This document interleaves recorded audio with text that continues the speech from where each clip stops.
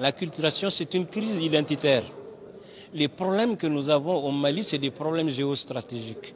La vérité, nous sommes victimes de notre potentiel minier. On a un sous-sol extrêmement riche que nous ne savons pas, mais que l'Europe sait. Dis-moi, quelle est la religion de Dieu, au nom de laquelle vous brûlez les animaux vivants, vous brûlez les habitats, vous tuez les hommes et vous les chassez de leur terroir?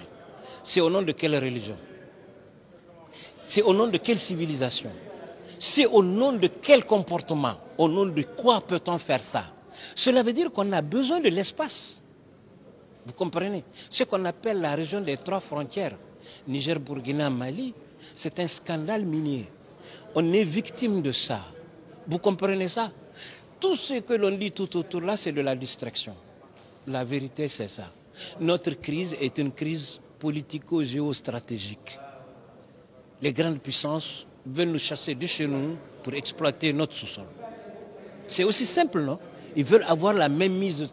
Comment vous comprenez un pays qui n'a pas un seul gisement d'or, soit le 4e producteur d'or du monde? Comment vous comprenez un pays qui n'a pas un seul filon d'uranium sur son sous-sol et le 3e producteur d'uranium au monde? Hein? Comment ça va marcher?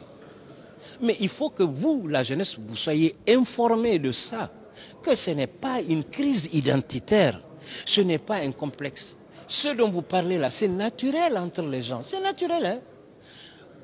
Si vous êtes des Bambara, dès que vous êtes ensemble, vous avez le réflexe de conservation, vous parlez Bambara, les Sonraïs, c'est la même chose. Vous nous dites que c'est des racistes, à Dos et à Bos. Non, le Mali est une nation. Vous comprenez bien? Quel est le Sonraï qui dit qu'il n'a pas d'amis Bambara ou n'a pas de femme Bambara ou il n'est pas installé en Bambara? Quel est le Tamaché qui...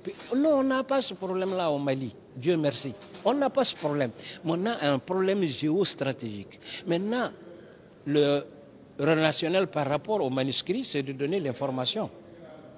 Si on a dit les manuscrits, ce n'est pas des Sonraïs qui ont fait, mais c'est à Tombouctou. Cela veut dire qu'à l'époque, Tombouctou était la plus grande université du monde avec 25 000 étudiants. Et les étudiants, il faut bien des professeurs.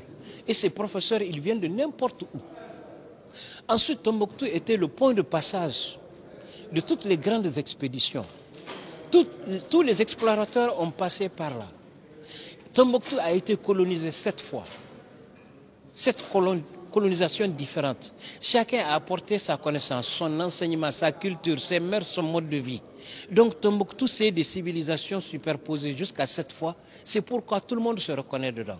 Vous avez les Algériens, vous avez les Nigériens, vous avez les Nigériens, vous avez les Sonraï, vous avez les Peuls, vous avez les Samogo, vous avez les Mossi. Vous avez les Mossi et les Mianka. Et les Mianka, j'insiste là-dessus. Vous comprenez très bien. Vous avez beaucoup de Burkinabés et beaucoup de Mossi. C'est tout ça, Tombouctou. Maintenant, les manuscrits nous renseignent sur tout ça. Ils nous ouvrent les yeux pour dire, vous n'êtes pas seul au monde, vous n'êtes pas isolé. Vous êtes un patrimoine culturel commun.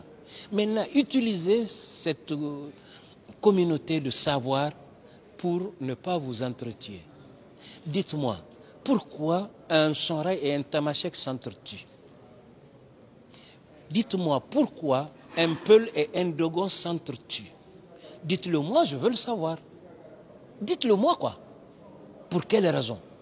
Si quelqu'un a une réponse, il n'a qu'à me dire. Ce n'est vraiment pas normal, quoi.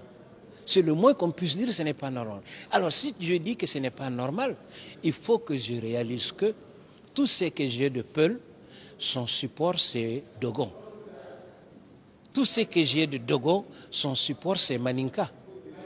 Tout ce que j'ai de bon à Maninka, son support, c'est Malinke, etc., etc. Allez, au revoir.